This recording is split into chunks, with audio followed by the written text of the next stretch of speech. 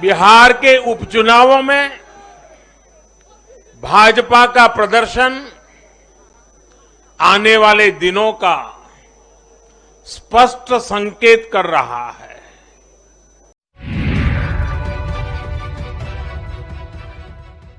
नमस्कार, इन खबर में आपका स्वागत है। हिमाचल और गुजरात में विधानसभा चुनाव का शोर थम गया।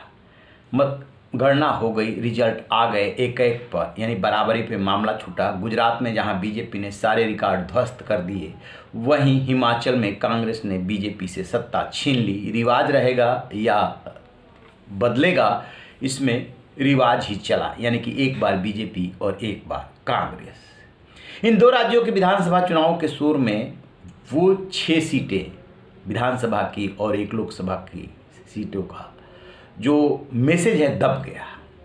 इसके साथ ही 5 राज्यों के 6 विधानसभा सीटों पर चुनाव हुए थे। उत्तर प्रदेश की 2, रामपुर खतौली, बिहार की कुढ़नी, राजस्थान के चुरू जिले का सरदारपुरा और छत्तीसगढ़ का भानुप्रतापपुर और उड़ीसा का जो है पदमपुर।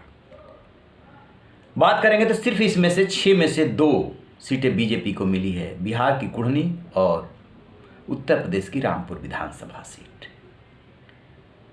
उस लिहाज से बीजेपी के लिए कोई बहुत अच्छा संकेत नहीं है। मैनपुरी की सीट को थोड़ी देर के लिए एक्सेप्शनल केस मान के छोड़ दे कि समाजवादी पार्टी के संस्थापक, संरक्षक और उत्तर प्रदेश के 3 बार मुख्यमंत्री रहे मुलायम सिंह यादव के निधन की वजह से ये सीट खाली हुई थी, लिहाजा श्रद्धांजलि स्वरूप ये सीट उनकी बड़ी बहू डिंपल यादव की झोली में चली गई। तो भी 6 विधानसभा चुनाव के जो उपचुनाव हुए उसके रिजल्ट बीजेपी के हक में तो कम से कम नहीं है। 1/3 यानी 2 सीटें ही तो आपको मिली है। इसके बावजूद प्रधानमंत्री नरेंद्र मोदी जब बीजेपी कार्यालय में आए, कार्यकर्ताओं नेताओं से मिलने के लिए, जनता का धन्यवाद करने, उनका आभार जताने के लिए, तो उन्होंने रामपुर का भी जिक्र किया, लेकिन बिहार की कुढ़नी का विशेष रूप से जिक्र किया। सुनिए वो क्या कह रहे हैं। बिहार के उपचुनावों में भाजपा का प्रदर्शन आने वाले दिनों का स्पष्ट संकेत कर रहा है।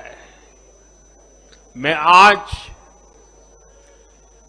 चुनाव आयोग का भी अभिनंदन करता हूं, उनका आभार व्यक्त करता हूं। और ये चुनाव के दरमियान एक बहुत बड़ी बात जिसकी चर्चा होनी चाहिए थी, जहां तक मेरी जानकारी है, एक भी पोलिंग बूथ में रीपोलिंग करवाने की नौबत नहीं आई है।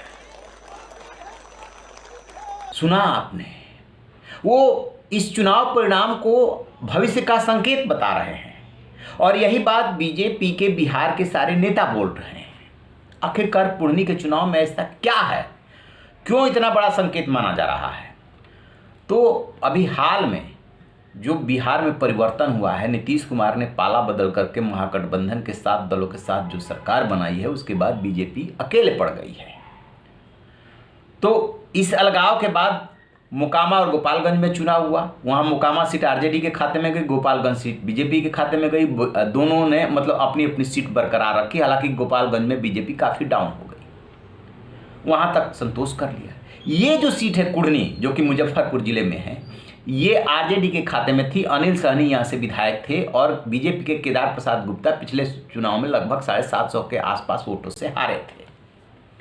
मुकेश सहनी जो वीआईपी वाले हैं, उनको बीजेपी ने मिलाने की कोशिश की कि अकेले पड़ गए। अब तो सिर्फ चिराग पासवान और उनके चाचा पशुपत पारस ही तो उनके साथ हैं और तो कोई है नहीं बिहार में।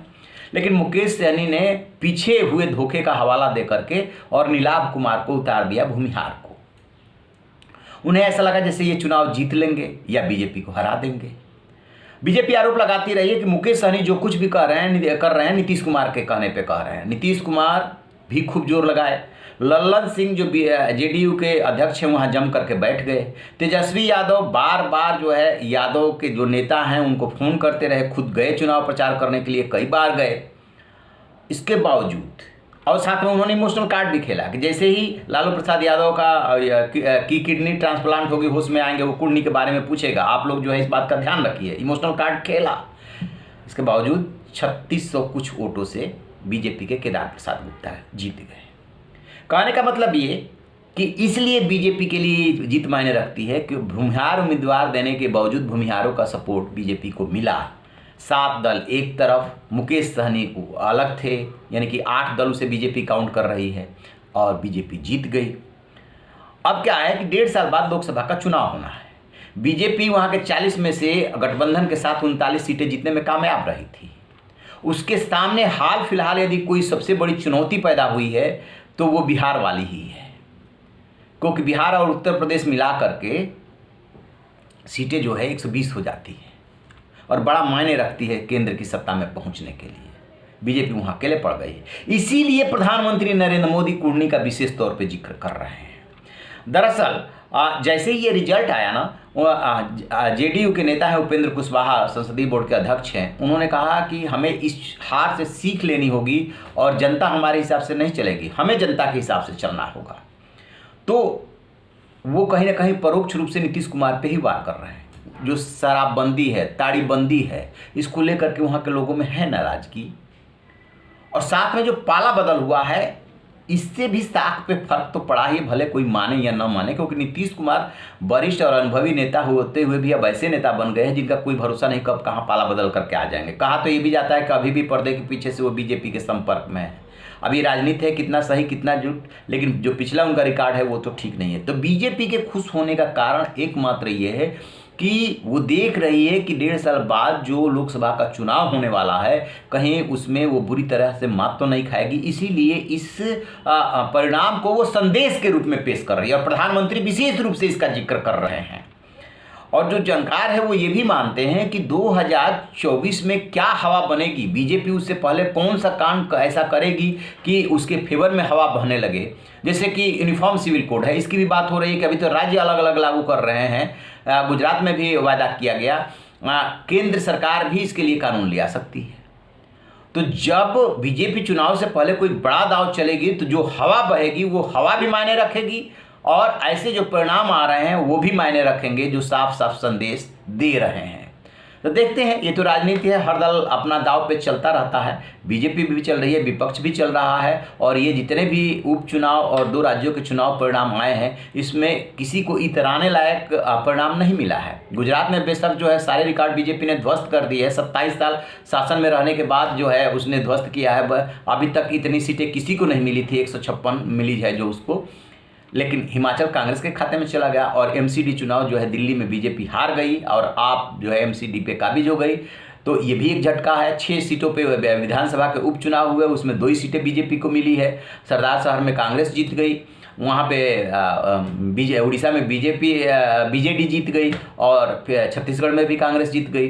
तो इस तरीके से सबको एक तरह से सुकून देने वाला ये परिणाम है। बराबरी पे कह सकते हैं मामला छूटा है, सिवाय कि बीजेपी के फेवर में रिकॉर्ड ध्वस्त हुआ है और इसमें संदेश भी है। देखते हैं कि कौन राजनीतिक दल कैसे इस संदेश को लेता है। रहिए ना बेखबर, देखते रहिए इन खबर। Thank you. इन खबर चैनल को सब्सक्राइब करें।